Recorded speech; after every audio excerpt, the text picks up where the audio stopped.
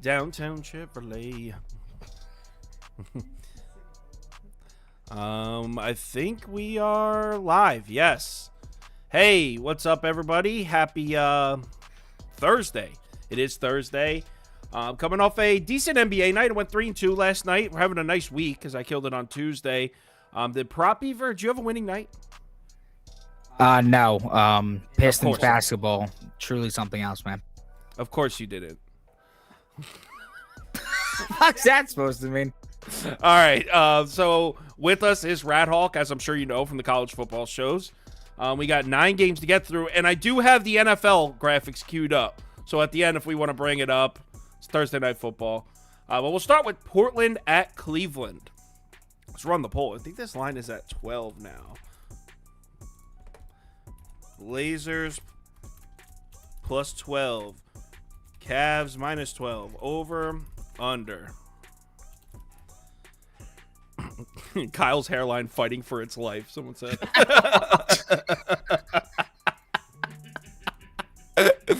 All right. So I'll go first. I'm on the Blazers. I am taking Portland here. I'm taking the 12 points. This line, in my opinion, is inflated based on how Portland was playing before they got a few of their guys back. Keep in mind, Portland's been playing most of the season without 3 of their 4 guards. Since Scoot Henderson and Malcolm Brogdon has returned to the lineup for the Blazers, they're 3-0 against the spread and 2-1 straight up. They're not just covering, they're winning games now with these guys on the court. In the last 5 games, Portland is forcing turnovers on 19.2% of defensive possessions. 19.2. That's almost forcing a turnover on 1 out of every 5 possessions. First in the NBA. Protecting the basketball, something Cleveland struggled with so far this season. Portland's also been shooting the lights out from beyond the arc the last 5 games. They're 8th in corner 3-point efficiency, 6th in above the break 3-point efficiency. Look, there's a problem on the defensive interior. Can Portland stop Mobley and Jared Allen from getting buckets inside? Probably not. But we're talking about a 12-point spread, and there's a lot of angles I like for Portland. And I think we're just getting a line that's based on how Portland was playing 2 weeks ago. Since they got their guys back, they're playing at a much higher level. I'm on the Blazers here. Prop Beaver, I think you passed in this one, right? Yeah, I don't really have much to add. I liked your angles with the game. I was just going to say Portland due to the fact that Cleveland isn't covering at home. Portland is covering on the road. And then you brought up the point about how Scoot Henderson has changed his Portland team, even though he's not even performing that well. 4-1 straight up in those last 5 games with him on the court. So I would take the points with Portland. Radhawk, anything in this one? Yeah, I'm taking the Blazers as well. I've kind of said it for anyone who's going to listen. You mentioned a good point with the guys that are coming back. If you look at this team on paper, this almost feels like a team that could fight for a 10 seed or a 9 seed. You know, got DeAndre Ayton, former first overall pick. Jeremy Grant's a guy that could put up 20 points whenever you call on him. Shaden Sharp, Scoot Henderson, a nice young backcourt. This is a decent team on paper. It's just they like you said, they were banged up, couldn't catch some breaks. Now, they could probably have an offense that could put up at least 100 points a game. And I just don't know if the Cleveland Cavaliers can score enough to win this one by 12. I think that's just the long and short of it. So, yeah, I'm taking the Blazers with you. Yeah, with Brogdon and Henderson active to go along with Shaden Sharp, I think that they will battle with Garland and Mitchell on the perimeter. I think that's a battle out there. Down low, I am worried about Jared Allen and Evan Mobley just dominating down low on Portland. But like I said, 12 points. I'll take it. And our poll agrees with us. 60% of our viewers are taking the 12 points with Portland. 29% said they would lay the 12 with Cleveland. 10% under. A lot of people click the under there. Move on to the next one. Indiana at Miami. Few injury question marks here. Actually, I think they've all been settled. I think Jimmy Butler is the only one that's up in the air. This is a pass for me, so I'm just going to mute my mic. Prop Beaver, go ahead. Yeah, so for this game, I took Tyrese Halliburton under 25.5 points. Not going to be a popular bet tonight, but I think it's the right one. He's on a hell of a run right now. He's gone over 4 straight games, averaging 32.2 points per game during that span. But 3 of those games were against Atlanta, Detroit, and Portland, who I mean, are just simply not great defensively. I trust that Miami's defensive coaching and players far more. And on top of that, we've seen them lock him down before. He was 3-1 to the under against Miami last season, averaging just 19.3 points per game. And I watched those games. What stood out to me is how they played him. They had Cody Martin, on his hip the entire game, while the guy would come over to help him at any time he was getting to an advantageous spot, usually Bam or one of the other guys helping double him. And as a result, he shot the ball 16, 9, and 8 times in his 3 misses. And that's important because with 16 or less field goal attempts this season, he's 7-0 to the under, averaging 18.7. Since 2022 with 16 or less field goal attempts, he is 47-3 to the under, averaging 17.9 attempts. Haywood Highsmith is active, the Heat's best defender with the exception of Bam, and he's been excellent defensively this season, really having a breakout year. He should be on him all day today. On top of that, we're starting to see some improvement from this Miami three-point defense. We're setting 7th in efficiency against above-the-break three-pointers over the last 2 weeks.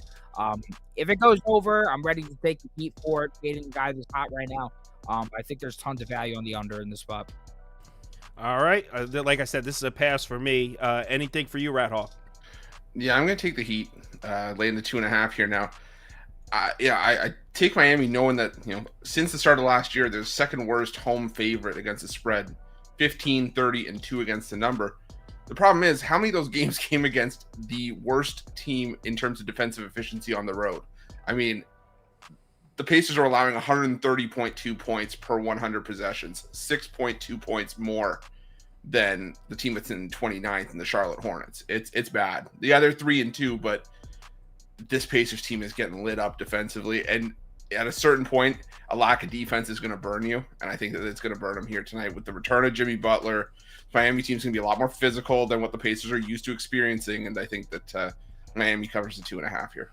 That's the way I was leaning when I was trying to figure out if I wanted to play this one, but I ended up passing. Actually, the community disagrees with Rat Hawk. Actually, kind of disagrees with both of you, because it sounds like Prop Beaver was kind of leaning the same way. 59% of our viewers are taking the 2.5 with Indiana, 27% laying the 2.5. So community's on Indiana pretty heavy here. Move on to the next one. Pistons at Knickerbockers. This line is at 14 now. And I mean, with good reason, the Pistons are just wow. Just wow. So yeah, this is another pass for me. I passed on a bunch of the early games. The other bets I like are later on. So this is another pass for me. Rat Hawk, you said you like the Knicks in this one, right? Yeah, I do. It's Knicks or pass for me in this game. What's been the profile for the New York Knicks, who are a defense first team? They've been able to put up in some crazy offensive outputs this season, but they've all been against teams that are terrible defensively. 120 plus more often than not, I think, against the Charlotte Hornets. They hung like 126 on the San Antonio Spurs. And the Detroit Pistons, not much better. They've lost 15 in a row. Been getting their teeth kicked in a lot of these games. Yeah, I got to go with the Knicks in this one. All right. I like to hear it as a Knicks fan.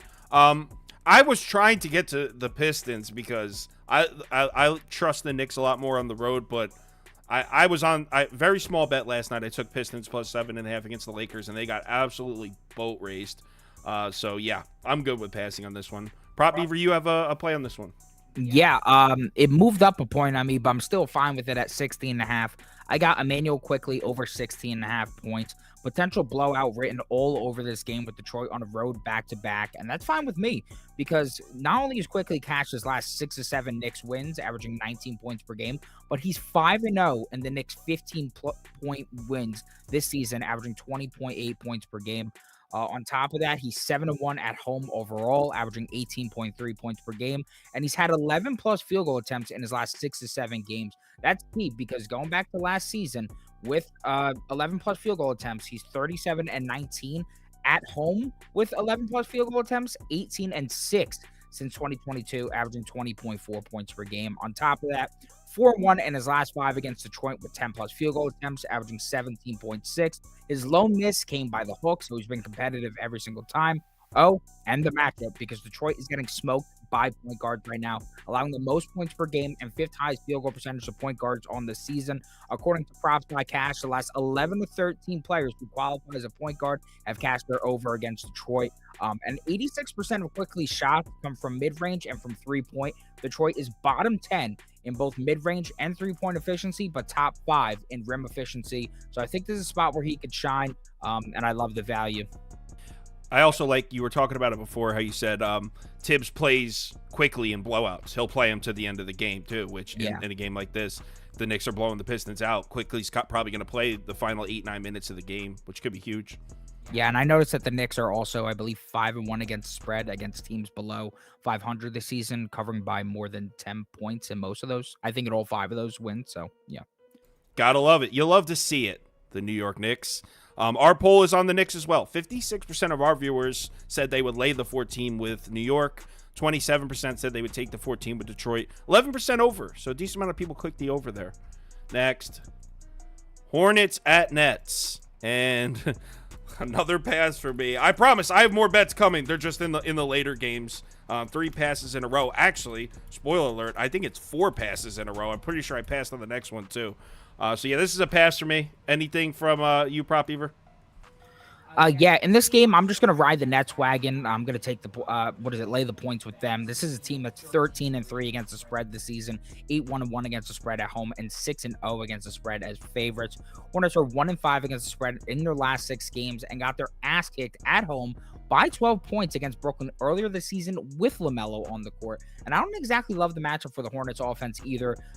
Mark Williams, Miles Bridges, and Terry Rozier, all 90th plus percentile in rim frequency. And over the last 10 games with Claxton back, Nets sit top 6 in both rim efficiency and frequency, as well as paint efficiency and frequency. I don't really think the Nets offense is the best of offenses, but they can shoot the 3 ball. They got guys like Cam Johnson. They got Dinwiddie, who's seeing career high marks in terms of 3-point frequency this year against a Hornets team that is horrendous at defending the 3-point above the break. So yeah, I'll lay the points with the Nets. I think they get the job done. I think the Hornets are going to really, really struggle without LaMelo, as if they weren't already. Radhawk, anything here? Literally, I can add nothing to that. I'm going to take the Brooklyn Nets as well. Just basically a lot of the same points that Prop Beaver made. It's Nets or nothing. The Nets are on fire, and it's time place, especially with the potential return of Cam Thomas tonight as well. Exactly. I have no faith in this Hornets team without LaMelo Ball. Is Brandon Miller playing? Did anyone know? Because he was questionable before. Still questionable. All right, yeah, I'm putting Nets under mine because I don't want to be the only one passed. I'll sweep with you guys. Let's go Nets. I didn't actually bet this one yet, but seeing both you guys are on it, maybe I'll throw a few dollars on it. Let's go Nets. Our poll is on the Nets. 66% of our viewers take a Brooklyn. 15%, just 15% said they would take the 8.5 with Charlotte. 12% clicked on the over. Next, Jazz at Minnesota. Let's get a poll running. This one's at 10.5. Jazz plus 10.5. T-Wolves minus 10.5. Over, under. I actually didn't put this one on my final ticket, but I do have a pick here. I'm on Minnesota. And now that they like the Nets, maybe I'll like parlay Brooklyn moneyline, Minnesota moneyline, something like that. This is a very simple explanation. Obviously, there's no Anthony Edwards here for the T-Wolves, which is concerning. We were just looking at it. Anthony Edwards is like, what, 20.3 points per game, his value on the court, right? Yeah, points per 100 possession. It's 98th percentile in terms of point differential. 98th percentile, over 20 points per 100 possessions. That's how much value he brings to the court. So it's definitely significant that he's not going to be playing. But you know what? Lauri Markkanen isn't playing for Utah. He's their number one guy. I would say he's probably not quite as valuable to Utah as Anthony Edwards is to Minnesota, but still, that's their guy. He's out as well. It really comes down to this. Minnesota, 8-1 straight up at home, 7-1-1 against the spread at home. Utah, 1-8 straight up on the road, 2-7 against the spread on the road. So you're looking at arguably the best home team in the NBA against arguably the worst road team in the NBA. Like, do you need anything more than that? Like, I'll play Minnesota just for that. Obviously, I'd like to see Edwards out there, and it sucks that he's not playing, but it's not going to scare me off. I'm down to still side with the T-Wolves here. The Jazz have been just awful on the road. Prop Beaver? Yeah, so I'm going with the under 221.5 in this one. 6-9 T-Wolves home games have gone under this total. The defense is top 3 in efficiency at home, and I know that takes a little bit of a dip with Ant-Man out, but I think the offense is going to take quite a bit of a dip. And not only that, I think they're going to move at a slower pace with Old Man Conley leading the charge. Walker Kessler is back for the Jazz, which is pretty huge for their paint defense. Not as many easy baskets are going to be had at the rim, which should help limit some points there. And then when it comes to this Jazz offense, I mean, they're to put it nicely, they're ass on the road. They're ass. At home, they average 119.9 points per game, 10th highest in the NBA, but on the road, that drops to 106 points per game, 29th in the NBA. And Lauri Markkanen hasn't been even out for most of that games. He's been out for one of those road games, so that doesn't really help either. I was watching that entire game against Memphis yesterday, a defense that has really struggled. They looked horrendous. And on top of that, this is a offense that sits 10th in above the break 3-point frequency. That's their most shot from, that's their highest frequency in terms of a zone on the court, but they're 27th in efficiency, so they're not making those shots at a high clip. Guess what? T-Wolves defense against the 3-point, top 7 in both efficiency and frequency. So I think the under is the move here, in my opinion. Under. All right. Rat Hawk. Yeah, I'm with you taking the Timberwolves here. It's Timberwolves or pass. I was not as strong on it because I do want to see how the Timberwolves do without Anthony Edwards. It's their first game without him in the lineup this season, but this is more of a play against the Jazz. Is it for sure that Markkanen's out of the lineup tonight? I've still seen him as questionable, but was he questionable? I saw out. On RotoWire, I see out. The two names that I see questionable are Jordan Clarkson and Kelly Olynyk. Now, if Clarkson's out, that would be really bad for that Jazz offense. I mean, Jesus, they'd be in a rough spot. Yeah. I mean, you lose by, an average of 20.6 points per game against the Grizzlies, Trailblazers, and Lakers. Eesh.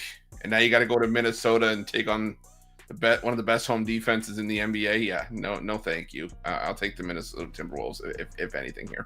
One thing I want to add is I may look for a Kyle Anderson assist prop. I just want to see what the starting lineup is. When he was in the starting lineup last year, he was a wagon in terms of assists. Now taking Anthony Edwards, the leader in potential assists on the T-Wolves, out of the lineup. I was considering Karl Anthony Towns and Mike Conley assist over in this one, but with blowout potential and stuff written all over, I think this is a game you just sit back, look at who's leading the team and the potential assists, and go from there. Yeah, I'm seeing on RotoWire, I'm seeing Markkanen confirmed out. So I haven't seen them be blatantly wrong yet, although they are sometimes. They messed up a couple times during baseball season last year. So yeah, let's move on to the next one. We're gonna finally get to some bets I like. There we go.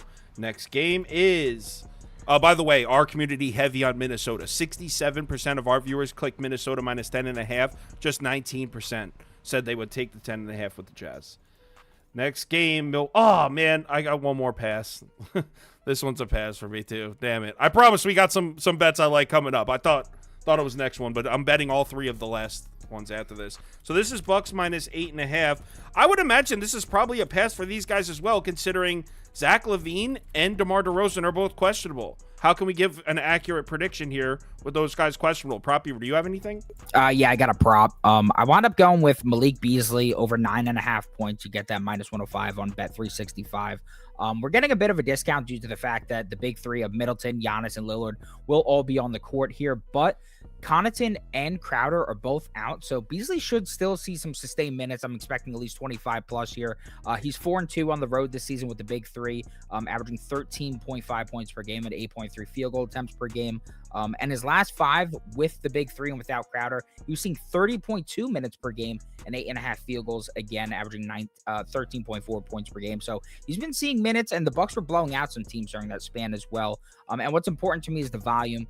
With 8+ field goal attempts, he's 8-3 this season, averaging 15.3 points per game. Going back to last season with 8+ field goal attempts, 61-18, averaging 14.2 points per game. Now, the last time he faced Chicago, he only had 9 points on 6 field goal attempts through 21 minutes. But I just simply can't see him going under twice against Chicago in a smash spot like this. Chicago allows the 2nd most points per game, highest field goal percentage, and most 3-pointers made to shooting guards over the last 2 weeks. On top of that, they're 30th in opponent 3-point frequency and 24th in efficiency overall. Guess where 71% of Malik Beasley's shots come from? 3-point. On top of that, I think that Chicago is going to collapse in the paint here with Giannis coming for the rim, and that's going to leave some advantageous looks for Beasley in the corner. Bulls are 28th in corner 3-point frequency and 30th in efficiency. Beasley is 75th plus percentile in both 3-point corner frequency and efficiency. He's cashed 6 straight previous matchups against Chicago with 20 plus minutes. And after he went under the last time, I think we see some regression here. So at the minus 105, I thought that was really good value. I'm typing it in. I don't have a graphic for Beasley, but I'm just going to put it under. He's talking about Malik Beasley's over, for those of you that weren't following what he was saying. Malik Beasley's over. All right, Rat Hawk, anything here? I mean, the injuries make this one tough. Yeah, it does, but I'm still going to take the Bucks in this one. I know there was a point where the Bucks couldn't cover themselves with a bed sheet, let alone cover a point spread, but it's gotten to the point now where I can't back a Chicago team that just at times does not look like they want to play together. Like, this team is probably not going to be the same team we're going to see in a month or two. You know, it doesn't say good things when you have a players-only meeting after one game to start the year. Zach LaVine wants out. It's just a mess in Chicago, and it's going to get worse before it gets better. The Bucks, yeah, like I said, they've had their moments, and there have been times where it just doesn't look like they care about covering a point spread. But this is a game I see them winning by double digits. I gotta go. It's Bucks or nothing for me here. Yeah, and one thing you got to give the Bucks, it seems like they have figured it out a little bit. Certainly offensively, they still have their struggles on the defensive side, but offensively, I mean, they're up to 125, 126 points a game. They're scoring, starting to look like the team that we were expecting to see. Still, like, I still have concerns about the Bucks defense. Certainly in transition, this is a slow team, so I mean, I'm not all in on the Bucks yet, but like Rat Hawk said, they are starting to come to form. And I mean, how can you put any faith in the Chicago Bulls right now? 5-14, 5-13-1 against the spread. That's just a disgusting franchise. They are a mess. Our poll, as expected, all over the Bucks here. 73% of our viewers are down to lay the 8.5 with Milwaukee. Just 16% clicked on the Bulls. So I had a guy ask in the comments over how many points. It's 9.5 points. And then the other thing you asked had been the Kyle Anderson line. Yeah, it's not available yet. I'm assuming they're waiting until he's announced whether in the starting lineup or on the bench. If he's on the bench, I have zero interest in playing it. If he's starting, then I'll have some interest. If I do make a play, it'll be on my Twitter. Got it. Next, Hawks at Spurs. All right. This line's at 7.5. Let's get the poll running. Hawks minus 7.5. Spurs plus 7.5. Over, under.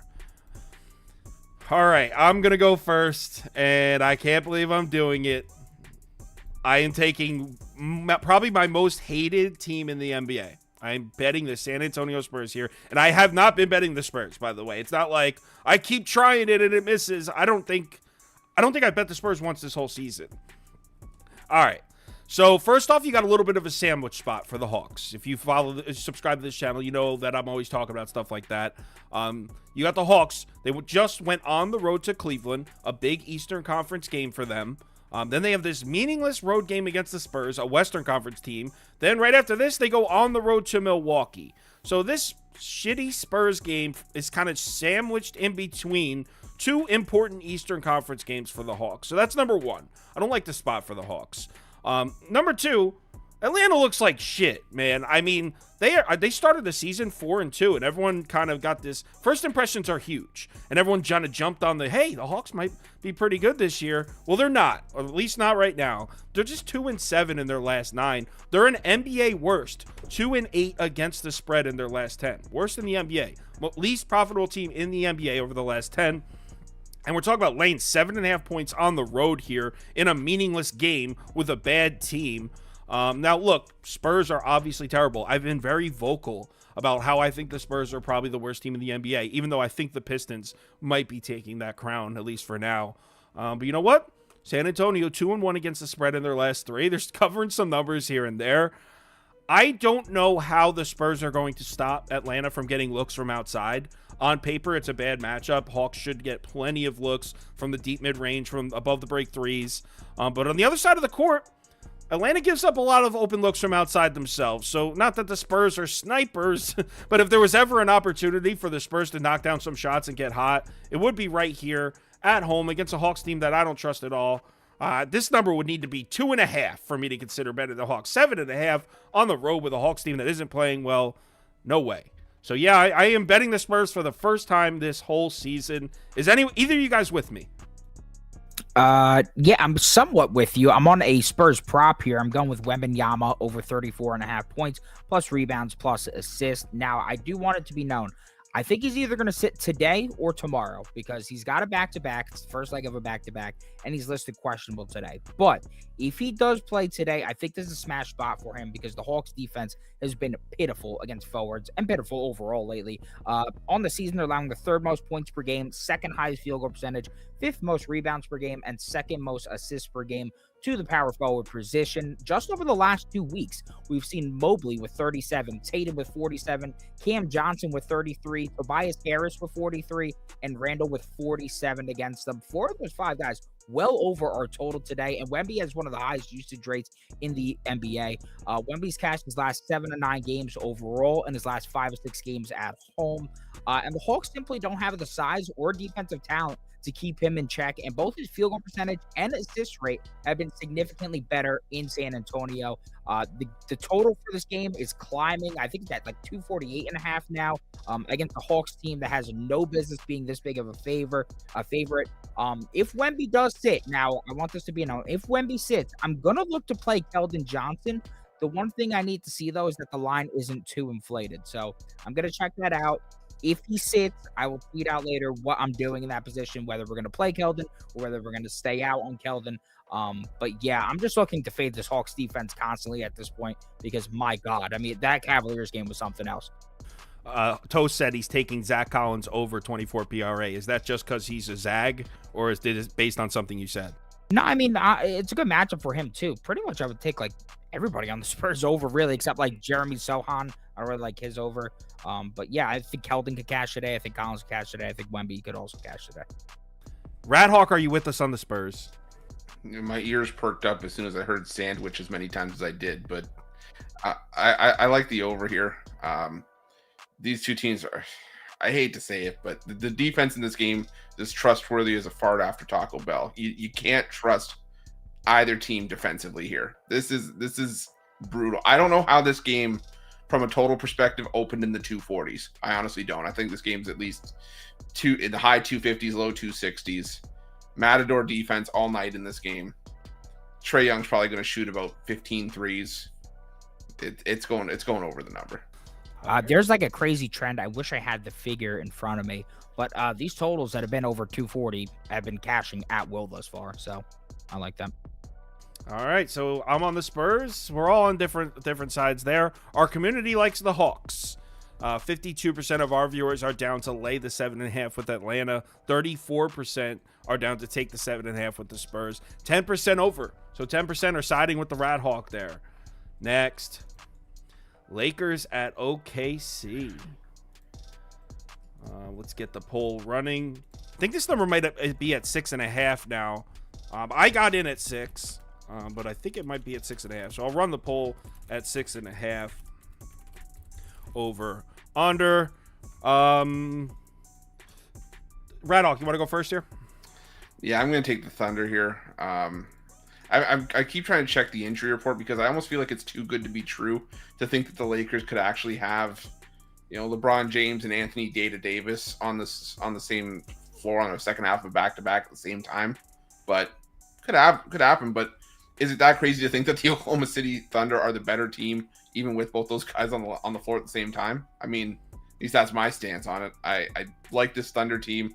12-5 against the number this season overall. 6-3 against the number at home. I'm going to take the Thunder in this one, laying the 6. Couldn't agree more. I'm definitely on the Thunder here. Let me find the graphic. So yeah, it's at 6. The graphics at 5.5 because when we made the graphics, it was at 5.5. It's at 6. It's actually at 6.5 on some books. Bunch of reasoning here, and it's not really for the reasons that you would think. You might be thinking, oh, Kyle's taking the Thunder because the Lakers aren't a back-to-back. Not really. Actually, last night went exactly how the Lakers wanted it to go. They had a comfortable win. LeBron just 29 minutes. Anthony Davis just 29 minutes. The only player on the Lakers that played 30-plus minutes was D'Angelo Russell. So the Lakers did not really get gassed from this back-to-back. I'm not betting the Thunder based on the Lakers being on a back-to-back. I'm betting the Thunder based on their spot. You got an OKC team coming off back-to-back losses, really needs to stop this bleeding. One of the losses was to Minnesota. They're losing ground in the Western Conference standings there. They played Philly and Minnesota. That was their 2 losses. Kind of a rough couple of games there schedule-wise. Oklahoma City, still the 3rd most profitable betting team in the NBA, even after those losses. They're, 12-4-1 against the spread. And then on paper, matchup-wise, I think it's a great look for Oklahoma City. This team is top 10 defensively at the rim. They're top 10 defensively against the mid-range shot. That's where a large volume of the Lakers' offensive field goal attempts come from. OKC's weakest defensive area is defending the corner 3. That's their weakness, is defending the corner 3. Want to know who's dead last in the NBA in field goal percentage from the corner 3? The Los Angeles Lakers, shooting just 25.9% from corner 3s, the Lakers. And that's the OKC's weakness. So Lakers just not even strong in the spots that you would need to exploit this Oklahoma City team. OKC's also really been hot from outside, even in the losses. They're 1st and above the break 3s, 4th in corner 3s. Lakers bottom 10 against both, bottom 10 against the 3-point shot. I like the matchup for OKC on paper. I like the spot for OKC. As far as the Lakers being on back-to-back, I don't even care about that. This is a bet on the Thunder, not a fade of the Lakers. I'm taking Oklahoma City. Yeah, I'm somewhat on OKC here too. I went with Chet Holmgren over 2.5 assists. You get that at plus 125 right now on ESPN. I think we're catching nice value with Chet here because he's under his last 3 or 4 games, but all 3 of those misses came without Jalen Williams, J-Dub on the floor. Taking J-Dub off the floor and replacing him with Kassan Wallace is a big hit offensively for this team. But with J-Dub on the floor, he's 8-3 in his last 11 games, averaging 3.4 assists per game, and 5-1 in his last 6 games at home with J-Dub. He's played 30-plus minutes now his last 4 or 5 games with Williams, and 30-plus minutes. He's cashed 6 straight games, averaging 4.3 assists per game.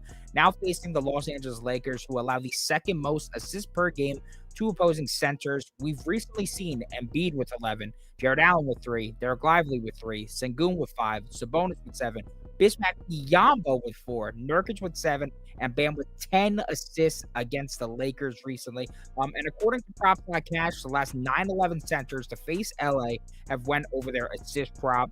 AD has to respect Chet's perimeter ability here, and I think that's going to lead to better opportunities at the basket for his teammates driving. Jalen Williams, great at attacking the rim, as well as Giddey and Shea. So, yeah, I think at the plus money we're getting, it's some great value. Definitely willing to buy low off of going under his last 3 or 4.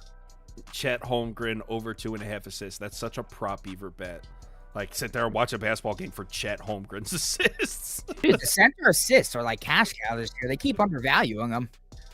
All right, Chet Holmgren over 2.5 assists. Why is it that every time you kept saying corner 3, I kept going back to that Family Guy bit where they were playing NBA Jam and Peter kept hitting the corner 3? Yeah. Corner 3. Went from there. And by the way, Jay Briggs making an appearance in the comments after cowardly ignoring the tweet where he was called out to join the show, ignored it, didn't even click the like button. Actually, he might have clicked the like button. I'm not sure. But just ignored it. He bowed out. He was scared of the heat today. But anyway, we're all on OKC, or at least leaning that way. Our community agrees with us. 61% of our viewers clicked on Oklahoma City minus 6.5. 25% clicked on the Lakers. So looks like this is going to be the public side. Oklahoma City, don't care. Still taking it. 11% clicked over. A lot of people like the over in this one. Next. Clips at Warriors. Last basketball game. Then we got the NFL game we could talk about for a second. Clips at Warriors. This was at 4.5. Last I looked at it. Clippers plus 4.5. Warriors minus 4.5. Over. Under. Start poll. Prop Beaver, you want to kick us off on this one? I actually got nothing for this game, and there's also a late change to the lineup. I saw that Andrew Wiggins got ruled out of this one as well as Paul and Peyton, who have been out, but Wiggins is the new addition. I don't really have anything for this game. I don't like it. I want to start fading the Clippers against point guards because we've recently seen De'Aaron Fox go off against them, Reggie Jackson go off, Luka. But Steph Curry shoots a lot from the outside, and that's the Clippers' main strength defensively. I want a guy who drives to the basket, more of like a Shea Gilgeous, a Darius Garland. So I'm going to wait for the right matchup there. Going to pass here. Yeah, I the comments are correct. So this one has dropped to -2.5. Sucks because I am already holding a Golden State -4.5 ticket. Welcome to betting the NBA. Sometimes you get on the right side of that, and sometimes you're not. So this graphic says Golden State -5. I got 4.5. There's 2.5 available. But even so, I'm still on the Golden State side here, and I'm not thrilled with it because what the Warriors did to me on Tuesday night. I had 5-0. I gave out a 6-bet ticket. I was 5-0 with Warriors money line as my last bet, and the way they blew that lead was just disgusting. But remember how I said in the last game that I wasn't fading the Lakers on a back-to-back? I am fading the Clippers on a back-to-back because it's a completely different circumstance. Look at the minutes played from these Clippers guys last night. Kawhi Leonard, 37 minutes. Paul George, 40 minutes. James Harden, 39 minutes. Even Zubats and Terrence Mann played over 30 minutes. All the Clippers' main pieces logged serious minutes last night. Golden State, man, they really need a win here. I hate that Wiggins is out because Wiggins is actually one of my favorite pieces on that team, but I'm still gonna rock with the Warriors. As far as on paper basketball angle, 52% of the Warriors shot attempts come from either the mid-range or above the break threes. Obviously, if you watch Warriors basketball, you know that's where they shoot from. That happens to be the weakness of the Clippers defense. If you remember, that's why I bet Clippers last night, because the Kings don't really shoot from the mid-range. Golden State does. So I'm down to take Golden State. Warriors have also been good on the offensive glass, something the Clips have struggled with. So fading the Clippers on a back-to-back, playing Golden State here. This number's at 2.5, not 5. Radhawk? Yeah, I'm going to take the Warriors as well. I know the APB is still out for Klay Thompson, and I'm starting to see him on a lot of milk cartons, but I think he's going to show up at some point. And for me, this is about fade the Clippers. I can't get there with the Clippers. It just still feels like this team is struggling to find their cohesion as a team. I mean, to me, it just looks like there's still too many cooks in the kitchen. Too many guys want their opportunities. Too many guys want their shots. I know we're seeing James Harden kind of implement, his passing ability and his opportunity to get assists out there. We're starting to see him get 8-9 assists per night, but again, I can't get there with the Clippers. We've seen so many instances of bringing in another star to add to your roster, but it's not like 2K. You can't just throw all these guys on a roster and expect it to work. And I just don't see it for the Clippers here. So give me the Warriors at home. It's weird though. The Warriors have done that complete 180 from what they did last year. Last year they sucked on the road and did their best work at home. This year they're 1-8 against the spread at home, and they've killed it on the road. So complete 180. Yeah. And I agree. I never really understood the Westbrook and Harden thing because I liked that Clippers team, the way it was built. I thought the reason that they couldn't get by, well, they had that crazy 7-game series against the Mavs that they ended up winning, but it was a combination of injuries, and they just never really got their opportunity. I didn't think the Clippers needed help. I just thought they needed to stay healthy for a year, and then bringing in Westbrook and Harden, I don't claim to be a NBA president of NBA operations or a GM or anything, but that's certainly not what I would have done. But yeah, I'm on Golden State here, and it looks like our community side is siding with us here. 51% of our viewers clicked that they would lay the 4.5 points with Golden State. 34% said they would take the 4.5 with the Clips. Like Radhawk said, too many cooks in the kitchen. Radhawk will find a way to compare anything to like a dinner or food. First of all, how do you not know this by now? Like, I'm normally on a morning show that spent 20 minutes ranking Oreos, and you think that there's going to be like nothing about. You guys were ranking Oreos this morning? Well, not this morning, but we've done it in the past. Apparently, I'm catching heat for taking white chocolate macadamia number 8 overall in our cookie draft. So, cookie draft? What the hell are you guys doing? Christ! All right. Thursday night football. I know that this is a basketball stream, but why not? Let's close it out with some football. Prop Beaver, I didn't even see. Did you tweet out anything for this one? Yeah, I didn't go with a player prop in this one. I went with a team prop. I wound up taking the Seattle Seahawks team total under 19.5 in this ball game. I'm really down on the Seahawks. I haven't really liked them all year. If you look at some of their wins, it's against really, really weak competition.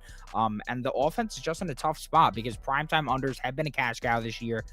Don't have any interest in fading Dak, but I do want to fade this offense that over the last 4 weeks sits 27th in EPA per play, 27th in EPA per dropback, and 24th in EPA per rush. They are 3-1 to the under during that span, averaging 15 points per game. On top of that, Geno has faced 4 teams in the top 15 of adjusted sack percentage this year. Smith in those games has 2 touchdowns, 6 interceptions, and a 66.7 passer rating. In those games, they scored 13, 3, and 24 points. The 24 points came against Cleveland on the road, who allows A, the 3rd most points per game, but B, if PJ Walker didn't throw a pick on 3rd down with 2 minutes left in the game, would have went under in that one too. Geno's O-line is not good, and now they're without 2 starters that they began the year with. This is an O-line that's 26th in pressure rate and 30th in hurry percentage allowed. And on the other side, I think we all know that the Dallas pass rush is excellent. 2nd in pressure percentage, 2nd in sack percentage, 5th in hurry percentage. Now add in the fact that Dallas is 1st in man coverage frequency, and guess what? Geno Smith, not good against man coverage. 31st in completion percentage, 26th in passer rating compared to 2nd and 10th against zone. Kenneth Walker is doubtful, and Charbonnet, while I'm high on him long term, he's been incredibly ineffective as the workhorse the last 2 games, averaging less than 3.3 yards per touch. Not per carry, per touch. Even in the receiving game, he's been a complete and utter non-factor. And the fact that Seattle is one of the worst 3rd down offenses in the league, and Dallas is one of the best, sitting at 2nd. And I think that Seattle's really going to struggle to move the ball here. I wish I could have somehow got this at 20.5. I would have that would have been a whale hammerlock, as the kids say. But I like 19.5 as well, as the kids say. I don't even have my NFL notes open, but I talked about this one on YouTube. You guys already know where I'm at on this one. I am on the Dallas Cowboys -9 and the under. Why am I on the under? You shouldn't need an explanation on this point because the primetime unders have cashed so many times that it's insane. I mean, the hit rate on unders in primetime games is just nuts. I actually could see this game being close until the end. A lot of these Cowboys games, when I say a lot, I think 2 of them went down like this, where the game was close, and then there was like a pick 6 and then a fumble inside the 10, and all of a sudden the final score is Cowboys 40-8. And you're like, wait a second, this game was close 5 minutes ago. So that's how I see this one going. I think the Seahawks defense is going to step up. But the Cowboys are going to get a late touchdown, whether it's a turnover, whether it's a punt return, whether it's a big play, Dak to Gallup or something, that just puts this one away. Cowboys at home, wow. Dak Prescott at home is like the best quarterback to ever live this year. His numbers at home are truly insane.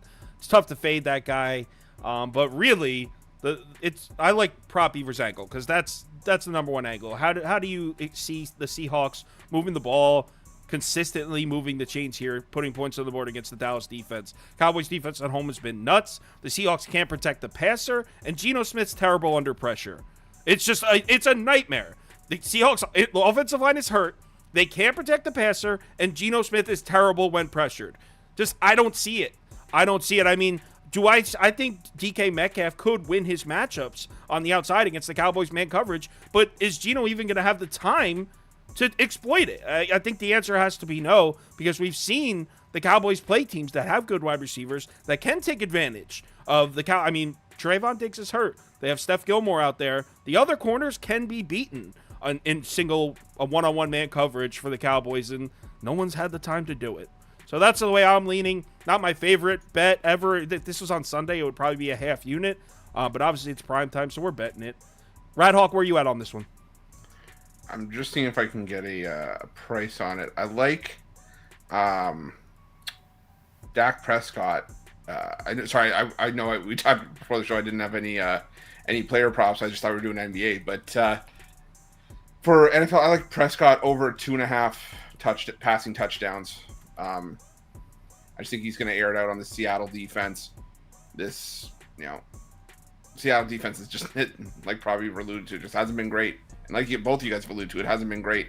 Prescott, believe it or not, I never thought I'd say this about Dak Prescott. Playing pretty well. Three or more passing touchdowns in 4 of his last 5 games. And what have we seen from Dallas?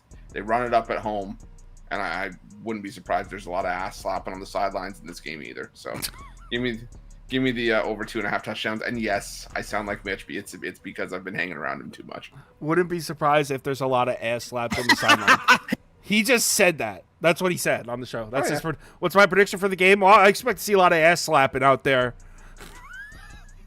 What is that alluding to? What does that mean? A lot of celebrate. For Mitch, it's a lot of celebrate and a lot of excitement on the sideline after a touchdown. I told you, I've been hanging around him too much. He's starting to rub off on me, and that's not a good thing to say after I said a lot of ass slapping on the sideline.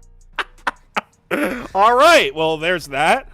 All right, so why don't we let's do a quick community parlay community parlay we'll do. That's what we did yesterday, and it almost hit. The Kings ruined it, and I was on the Clippers. Told you guys, Clippers.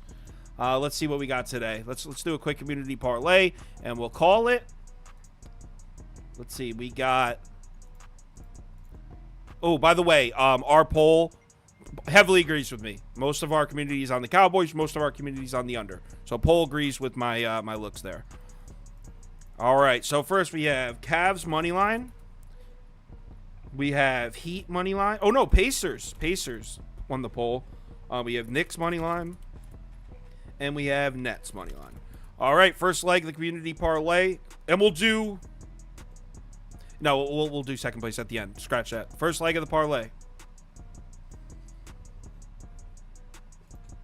Toast, do you have any college basketball bets that you can put in the comments so we can all fade?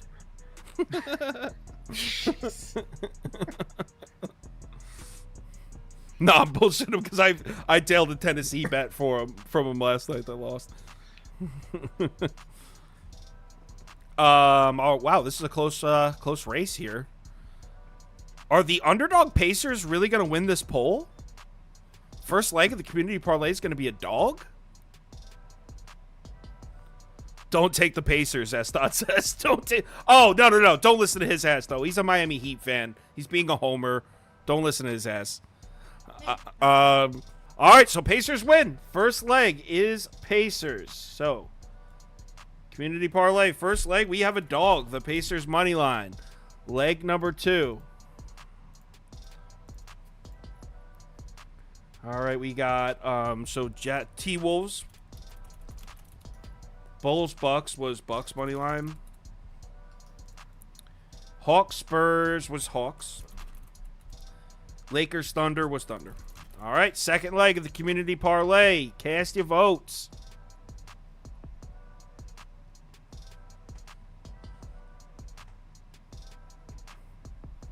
S-Dot says he's going to come back with the I told you so after the Heat win. S-Dot, if you bet the Heat 82 straight times, then your opinion doesn't mean much because we just know you're going to bet the Heat 82 straight times. Here's my in-depth analysis here. I like the Heat. I like the Heat tonight. Looks like the Bucks is winning this one. I'll give it 5 more seconds. 5, 4. Damon says he likes the Bulls over the Heat today. That would be a good call if they were playing. All right, Bucks money line. Bucks money line is the second. Me like Heat. Ook ook. All right. Next we have the. What did they pick? They picked Warriors. I'm gonna throw the Cowboys money line in there. Why not? And then the 2 second place finishers were Thunder and Nets. Thunder money line, Nets money line, and the community parlay is going to be finished with the top 2 votes getters of this last poll. So first and second place are finishing it. Can you open up DraftKings or FanDuel or something so you can calculate the odds real quick? Yes, sir.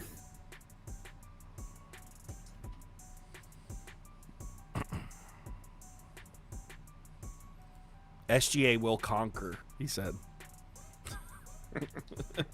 Like he's a war admiral. Wow, looks like the Cowboys are going to make the community parlay an inner sport. Inner sport community parlay. I'm going to give it 5 more seconds, but it looks like we got Cowboys in Oklahoma City. But give it 5 more.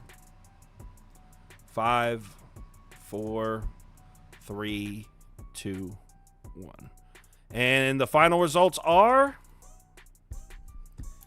Cowboys money line, Thunder money line, and those odds are it's 404. 404. For all 4. Yes. Okay, Yes. it's plus 382. Plus 382. So here's the community parlay for Thursday night. Pacers money line, Bucks money line, Cowboys money line, and Oklahoma City Thunder money line. An intersport parlay. Last night fell 1 leg short because the Clippers beat the Kings. Tonight's the night. We're hitting this one. Thanks to Rat Hawk for joining. We'll probably be back tomorrow at 4. I don't know, have a guest or anything yet. I know Jay's too scared to join. So maybe we'll be back probably around tomorrow, 4 p.m., same time. Everyone. Oh, and ask Mitch if he wants to do the Saturday thing for Conference Championship Saturdays. Mitch is like, I'm pretty sure he wants to. Well, then why didn't he say that last week? He was like, oh, maybe we'll do something for the Bulls. And I was like, don't we have next week? I assumed we're doing it, but ask him.